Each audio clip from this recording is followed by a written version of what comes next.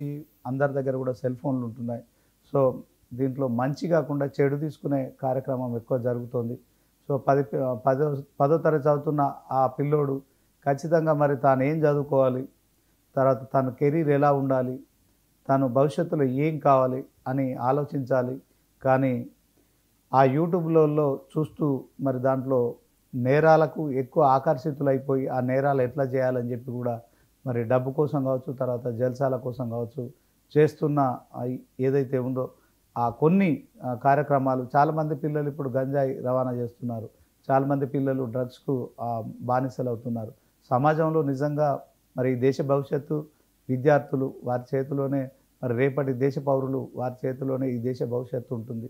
ఏ రాష్ట్రమైనా, ఏ దేశమైనా మొత్తానికైతే యువత మీదనే ఆధారపడాల్సి ఉంటుంది. ఎందుకంటే నేటి బాలలే రేపటి పౌరులు కనుక కొంత ఈ అంశంపై ఇటు అందరూ కూడా సమాజంలోని ప్రభుత్వాలు కావచ్చు, ప్రజలు కావచ్చు, తల్లిదండ్రులు కావచ్చు, పిల్లలకు కూడా కొంత మరి వ్యవస్థలో ఖచ్చితంగా అవస్థలు అయితే కనిపిస్తున్నాయి. ఈ అవస్థలను తగ్గించే కార్యక్రమం ఇలాంటి సెన్సేషన్ సంఘటనలు జరిగిన తర్వాత మాత్రమే మరి మొత్తానికి ఒక ఆలోచన చేయకుండా ఇదే నిరంతర ప్రక్రియ కావాల్సిన అవసరం ఉంది. సో, మొత్తానికి చోరీ కోసం వచ్చిన బాలుడు ఆ చిన్న పాపను చంపడం నిజంగా చాలా దురదృష్టమైన ఘటన. ఇక ఈరోజు మార్నింగ్ డిబేట్ దీంతోనే మొదలు పెడదాం. తర్వాత మిగిలిన అంశాలపై వెళ్దాం. ముందుగా ఈ డిబేట్లో పాల్గొంటున్నారు దిలీప్ చారి గారు, అలాగే దూదిమెట్ల బాలరాజు యాదవ్ గారు, వెంకట్ గారు.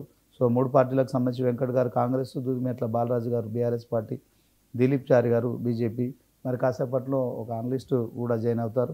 సో, ముందుగా మరి దిలీప్ చారితోనే మొదలు పెడదాం. ఎందుకంటే కేంద్రంలో అధికారంలో బీజేపీ ఉంది కనుక. సో, సమాజంలో పెరుగుతున్న నేర ప్రవృత్తి కావచ్చు, పిల్లల్లో ఇలాంటి విషయాలపై దిలీప్ చారి గారు గుడ్ మార్నింగ్ అండి.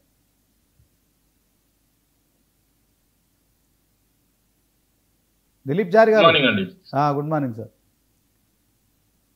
శ్రీనివాస్ గారు నమస్తే. నమస్తే. మీకు అదేవిధంగా ఛానల్లో ఉన్న పెద్దలకు 99 ప్రేక్షకులకి గుడ్ మార్నింగ్ సార్. ఈరోజు ఇది చాలా అవసరం. దీంట్లో ఒక దురదృష్టకరమైన సంఘటన, విషాదకరమైన సంఘటన. దీన్ని సభ్య సమాజము ఉలిక్కి పడేలా చేస్తుంది. దీన్ని మూలాలకు పోయి మాట్లాడాలంటే చాలా ఇబ్బందికరంగా ఉంది. అంటే సమాజంలో హింసా ప్రవృత్తి చిన్నప్పటి నుంచే ఏ విధంగా వేలునుకుంది అనే దానికి ఇది ఒక పరాకాష్ట.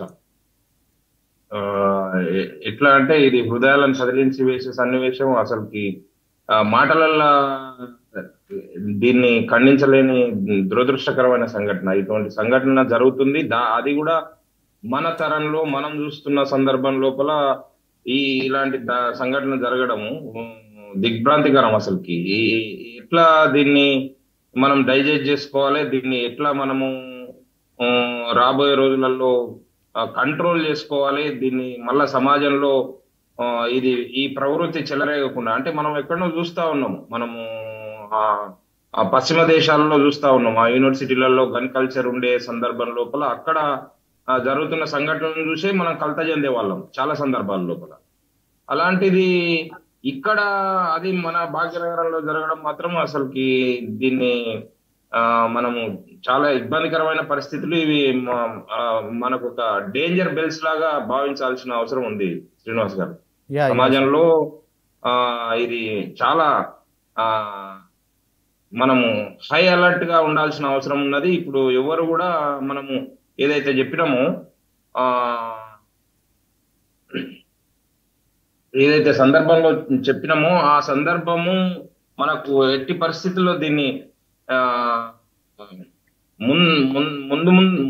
ముందు రాబోయే రోజులలో మనకి నాట్ ఓన్లీ పాఠశాలలు, కాలేజీలు, తల్లిదండ్రులను కూడా, అంటే పేరెంట్స్ కూడా ఎంత బాధ్యతగా ఉండాల్సిన అవసరం ఉందో ఈ సంఘటన నొక్కి ఒక్కానించి చెప్పాల్సి వస్తుంది. ఎందుకు అని అంటే అతను ఆ బాలుడు మాట్లాడుతూ వాళ్ళ దగ్గర పోలీసుల దగ్గర మాట్లాడుతూ చెప్పిన అంశాలు ఏంటంటే, ఇతను ఈ క్రైమ్ మూవీస్ చూసి నేను ఇన్స్పైర్ అయినా అని చెప్తా ఉన్నాడు. ఆ క్రైమ్ సీన్స్ చూసి అవన్నీ ఇన్స్పైర్ అయ్యి అని చెప్తా ఉన్నాడు అని అంటే మనము ఏ విధంగా పిల్లల్ని మనము మన మన అంటే మనం మంచి మంచి పాఠశాలలో వేయొచ్చు, మంచి మంచి డబ్బులు పెట్టి డొనేషన్లు కట్టి వారికి అన్ని రకాల సదుపాయాలు కల్పించచ్చు, ఏది చేసినా గానీ చివరాఖరికి నైతిక వర్తన కాడికి వచ్చి నైతిక ప్రవర్తన కాడికి వచ్చే వరకు అందరికీ బాధ్యత ఉంటది సమాజంలో. ఇప్పుడు నాట్ ఓన్లీ మన మన మన కుటుంబమే కాదు, పక్క కుటుంబం కూడా బాగుంటేనే కదా మన కుటుంబం బాగుంటది, సమాజంలో అందరం బాగుంటాము. కనుక ఈ ఈ ఈ దుస్థితి రాకూడదు అనుకుంటే మాత్రం మనం ఎట్టి పరిస్థితుల్లో దీని మీద దృష్టి పెట్టాలి. నైతికంగా పతనమవుతున్న విలువలని మనం ఏ విధంగా మళ్ళా తిరిగి పునరుజ్జీవనం చేసుకోవాలి అనే దానిపైన దృష్టి పెడితే తప్ప రాబోయే రోజుల్లో ఇలాంటి ఘటనలు జరగకుండా ఉంటాయి.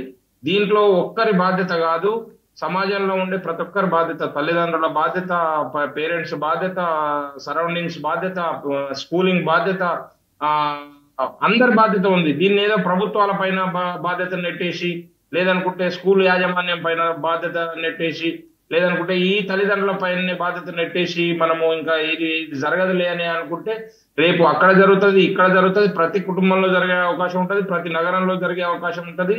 దీన్ని కట్టడి చేయాలనుకుంటే నైతికంగా మనము మన మన విలువల్ని ఏ విధంగా పెంపొందించుకుంటున్నాం, మన పిల్లలకు ఏ విధంగా ఆ విలువల్ని ముందుకు తీసుకొని పోతున్నాం అని చెప్పి చెప్పాల్సిన అవసరం ఉంది, బాధ్యత ఉంది. అంటే ముఖ్యంగా తల్లిదండ్రుల బాధ్యత ఏంటంటే పిల్లల పైన టైం స్పెండ్ చేయాలి, కేరింగ్ తీసుకోవాలి, విలువలతో కూడిన బాధ్యతలు వాళ్ళకి అందిస్తేనే రాబోయే తరాలు ముందుకు పోతాయి. అందుకనే మనము పూర్వకాలంలో ఈ ఎంత పెద్ద వాళ్ళైనా కానీ ఎంత చిన్న వాళ్ళైనా కానీ ఆ గురువుల దగ్గర విద్యను అభ్యసించేటప్పుడు ఈ విలువలు కూడా నేర్పేవాళ్ళు. విలువలు కూడా నాట్ ఓన్లీ తల్లిదండ్రులు, గురువుల దగ్గర నేర్పే సందర్భం లోపల అన్ని విలువల్ని ముందుకు తీసుకొని వచ్చి వారు సమాజంలో ఏ విధంగా ఒక బాధ్యతాయుతమైన వ్యక్తిగా నిర్మాణం చేయాలనో ఆ వ్యక్తి నిర్మాణం కూడా జరిగేది. అక్కడ స్కూళ్ళల్లో ఓన్లీ విద్యాభ్యాసమే కాకుండా వ్యక్తి నిర్మాణం కూడా జరిగేది. ఆ వ్యక్తి నిర్మాణం పైన దృష్టి పెట్టడం తప్ప ఇప్పుడు ఇంకొక రకంగా ఏం లేదు. మీరు ఎంత పెద్ద చదువులు చదివించినా, ఎంత పెద్ద ఉద్యోగాల్లో పోయినా ఈ నైతిక వర్తన లేకపోతే రాబోయే రోజుల్లో సమాజానికి ఏమి ఇస్తున్నాము, ఎవరిని తయారు చేస్తున్నాం, సమాజం మీదకి ఎవరిని వదిలిపెడతా ఉన్నాం, దానివల్ల ఏం ఉపయోగం? ఇప్పుడు తల్లిదండ్రులు ఈ పిల్లలు ఒక పిల్లోడు చేసిన ఒక చిన్న ఘోర ఘటనకి ఎంతమంది బాధ్యులు, ఎంతమంది విలువలాడుతున్నారు చూడండి. ఒక కుటుంబం కాదు, రెండు కుటుంబాల్లో ఉండే కుటుంబ సభ్యులు, లేకుంటే ఆ పక్కన ఉండే వాళ్ళు ఈ పిల్లల్ని ఎక్కడ వదిలిపెట్టుకోవాలి, ఎక్కడ తిరగాలి, ఏం చేయాలి అని చెప్పి చేయాలంటే కూడా ఒకటికి 100 సార్లు ఆలోచన చేసుకునే పరిస్థితి వచ్చింది కదా.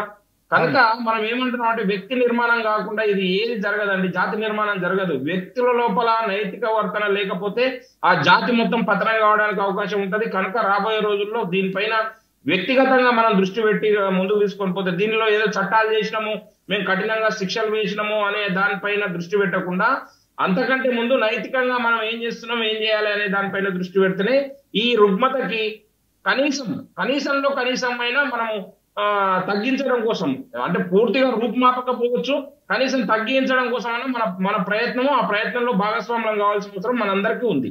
ఓకే ఆచార్య గారు, మొత్తానికైతే దీంట్లో మిషన్ డాన్ పిల్లోడు రాసుకున్న ఏదైతుందో నోట్బుక్లో తను మరి 10th క్లాస్ చదువుతున్నాడు, ఆ పిల్లోడు రాసుకోవాల్సిన నోట్స్ కాదు ఇక్కడ ఎట్లా మర్డర్ చేయాలి, ఎట్లా ఎస్కేప్ కావాలి. విచిత్రం ఏంటంటే ఎంత ఆ పిల్లోడిలో 15 సంవత్సరాల లోపు ఉన్న పిల్లోడికి ఆ మెథడ్లో ఖచ్చితంగా దాన్ని ఎట్లా అంటే స్కెచ్ చేసుకున్నాడు. అతను మిషన్ డాన్ అనేది వాస్తవానికి ఇంతవరకు ఏ సినిమా టైటిల్ లేదు, ఏ క్రైమ్ టైటిల్ లేదు, కానీ ఆ పిల్లోడు మిషన్ డాన్ అనేది చేసుకొని ఎట్లా దాంట్లో చేయడం అయితే నిజంగా ఇంత ఆలోచన మరి కలుగుతున్న నేపథ్యంలో నిజంగా మీరు అన్నట్టు ఇది కేవలం ఒక్కరి బాధ్యత కాదు, సమాజం బాధ్యత. ప్రభుత్వం కూడా కొంత కఠినంగా ఉండాల్సిన అవసరం ఉంది. పిల్లలకు కూడా మరి సెల్ ఫోన్లు అవసరమా, వాళ్ళు ఇంటర్నెట్లో ఏం చూస్తున్నారు, వాళ్ళు ఏం ఆలోచిస్తున్నారు, ఏం చేస్తారన్నది కూడా చూడాల్సిన దురదృష్టకర ఘటన. దీనిపై మరి కాంగ్రెస్ పార్టీకి సంబంధించి వెంకట్ గారు ఏం చెప్తారు? వెంకట్ గారు. Sir good morning. Good morning అండి. ఎట్లా చూస్తారండి ఈ కూకట్పల్లి ఘటన? ఇంత నేర ప్రవృత్తి పిల్లల్లో వస్తుంది, మరి ఖచ్చితంగా మరి ఈ ఒకవైపు గంజాయి వాటికి డ్రగ్స్కు కూడా ఆ పిల్లలు స్కూల్లో కాలేజీలో మరి అది విచ్చలవిడిగా దొరుకుతుంది, వాటికి కూడా అడిక్ట్ అయిపోతున్నారు. ఇది నాట్ ఓన్లీ స్లమ్ ఏరియాలో కాదు, పెద్ద పెద్ద కార్పొరేట్